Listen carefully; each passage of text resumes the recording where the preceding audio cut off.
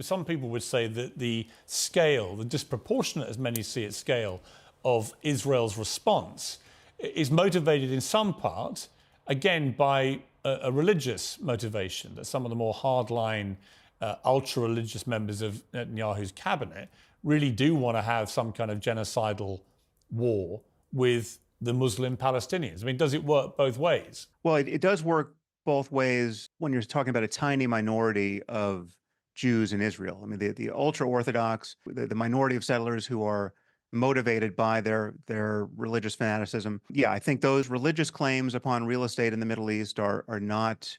This is Sam Harris, who spoke on Piers Morgan talking about the jihadist ideology about Hamas. And Piers has been somebody who has only let on a specific amount of people from the pro-Israel side come on, and Sam is always a nice, refreshing voice. I wish he would let on people like Tal to talk about the Mizrahi narrative, and we are still working on that.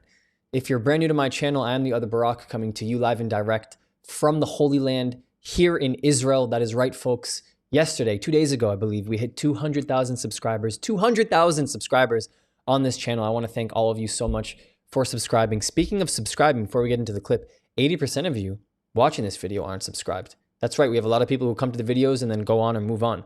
Please take a moment, press that subscribe button, press that bell icon so that you don't miss out on any of the action on this channel. We also have a free newsletter. The link right to your, the link is in the description of this video, right to your inbox every single week. I'm coming off of a very long trip in the United States and still very tired. So I apologize for being a little less sharp today. Here is Piers Morgan and Sam. Involving several people. One was Mossab Hassam Youssef. He's the son of one of the Hamas co-founders who then renounced Hamas and moved away. And he said this about what's going on at the moment in the Israel-Gaza war. Let's take a listen.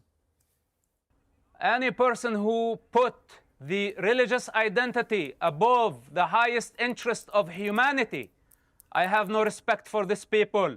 The majority of the Muslim people identified with Hamas, supported Hamas.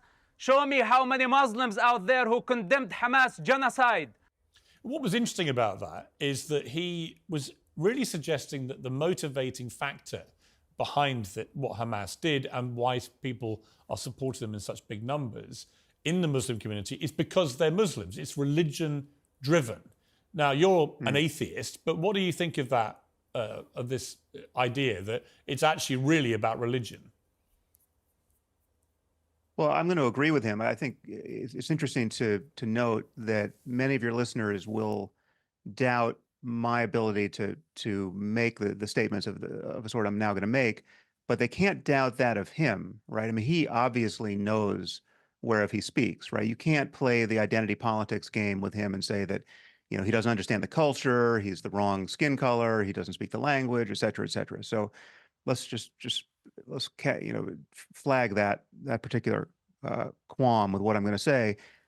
What I'm going to say is it should just be obvious to everyone, which is that we have a vast number of people in the Muslim community worldwide, not just in the occupied territories or in Gaza, who are powerfully deranged by religious symbols and their religious identity, which is to say it is the most important thing to them, but more important even than the deaths of their own children, right? We're talking about a culture, again, I'm not talking about just Palestinians, I'm talking about the Muslim community worldwide in dozens of countries that has produced a seemingly unending supply of suicide bombers over the last 50 years, right? We're talking about societies where phenomenon that should be impossible are simply to be expected. I mean, literally like rigging children to explode.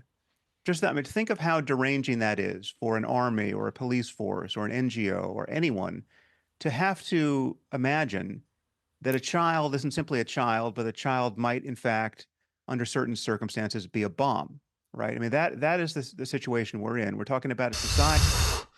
Sorry, I'm pausing it, but he said that. It's going to sound weird to say, but beautifully, like, because it's true. The reason there's beauty behind it is because he's involving children. And this is a very, very unfortunate and uncomfortable truth for people who are defending Hamas. Because what he just said is beautifully, he put it beautifully, is that these children are mistakenly not children, they're bombs, because they're taught to be bombs. That's what indoctrinating a 6-year-old does. and now I'm talking about the Gaza and the West Bank in particular, where in their schools they teach 6-year-olds the love of martyrdom, the literal aspiration to die as a martyr, and the hatred of Jews. And many of these schools are UN funded, right? So this is a terrifying situation which the world has simply acquiesced to. I mean, the world on some level has simply accepted that there is a different standard held to the Muslim community, right? We all understand that you can stage a play making fun of Mormonism on Broadway and it can become the biggest musical in the United States, the Book of Mormon. But to stage such a play about Islam would be unthinkable, and to be unthinkable not because the First Amendment doesn't protect the freedom of speech with respect to Islam, it does, but that protection has been forfeited. It was forfeited long ago because of the tendency in the Muslim community to erupt with just psychopathic rage in response to what it perceives to be the desecration of religious symbols. And that should be intolerable to us. But it's, we have acquiesced to it. And the new norm is there are certain things you can't say about Islam. There are certain symbols you can't traduce. And it's because we know that tens of thousands, even hundreds of thousands of people will march into the streets, even in the capitals of Europe, in response to those blasphemies. Could you flip the argument the other way too? Some people would say that the scale, the disproportionate, as many see it, scale of Israel's response is motivated in some part, again, by a religious motivation, that some of the more hardline, ultra-religious members of Netanyahu's cabinet really do want to have some kind of genocidal war with the Muslim Palestinians. I mean, does it work both ways?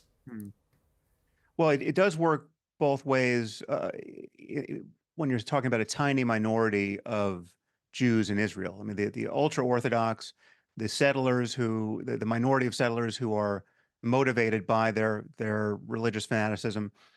I think those religious claims upon real estate in the Middle East are not justified, and they aren't, in fact, part of the problem. And so, yes, the settlements in the West Bank are certainly provocative, and they should be disallowed, right? If we were ever going to get to a two-state solution, part of the remedy there is to disenfranchise the religious maniacs on the Israeli side.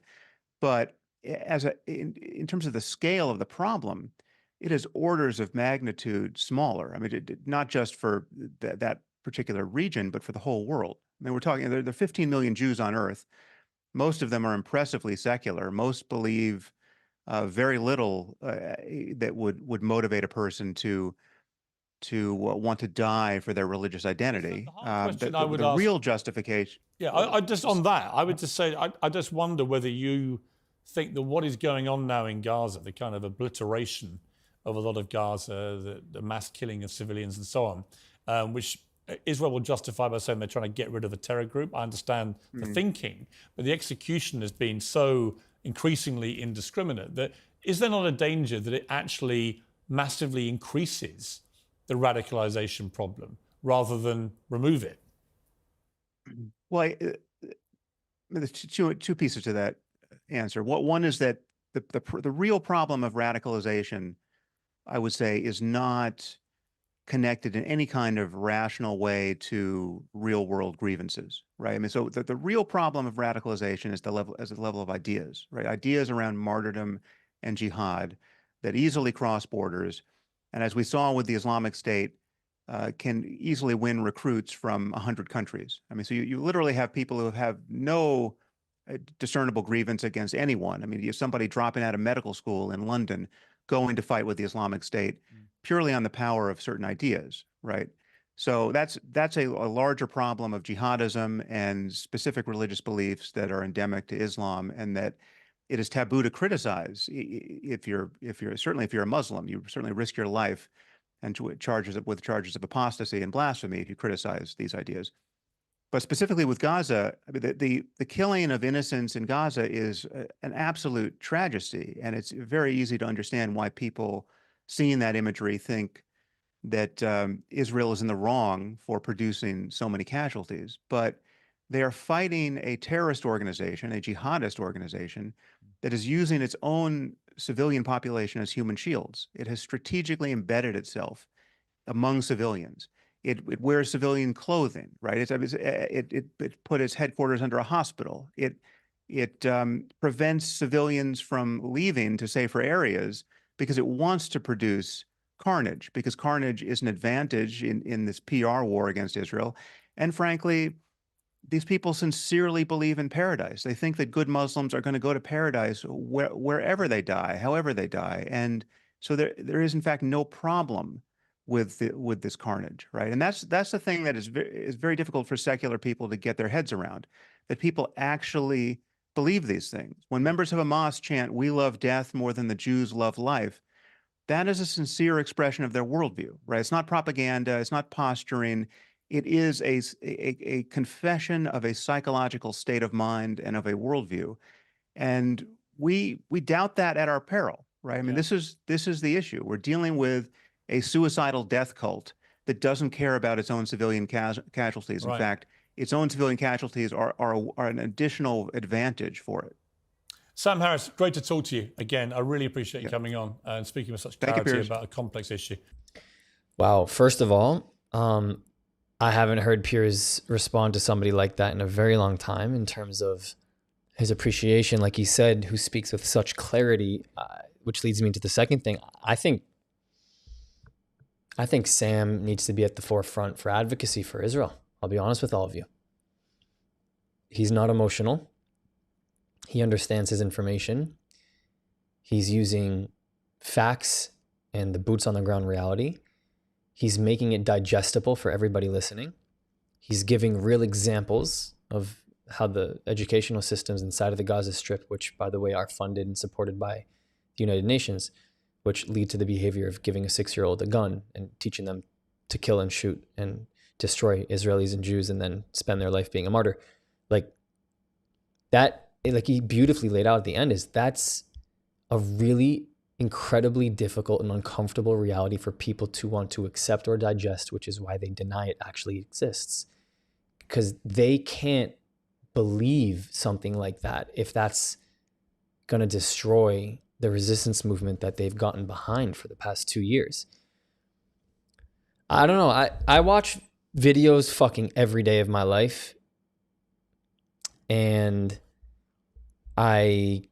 some of them make me feel good. Some of them make me feel bad. Some of them are neutral. Some of them are inspiring. Some of them are deliberating. Some of them are devastating, should I say even. This one was enjoyable. And enjoyable because I think Sam has a really nonchalant way of talking about something that is very hard to be nonchalant about. And I fall into that trap sometimes. So Sam just really kind of motivated me. I'll be honest with you guys. You guys are watching it live right now, unfold, recorded without any edits of my physiological response to his casualness of talking about this, which I think was really, really helpful for a lot of people. So if it helped you too, please share this video. Here is a note from me. Here are 4 ways you can help us grow if you believe in our mission. On Buy Me a Coffee and PayPal, you can directly contribute to helping this message grow and reach more people across the world. If you want to join the inner circle, join our Patreon with different tiers, and of course, our Discord community, which is free with people from all across the world. The links to every single one are in the description. And last but not least, to the other Brock community, I love you. Ani ohev otchem. I'll see you guys next time.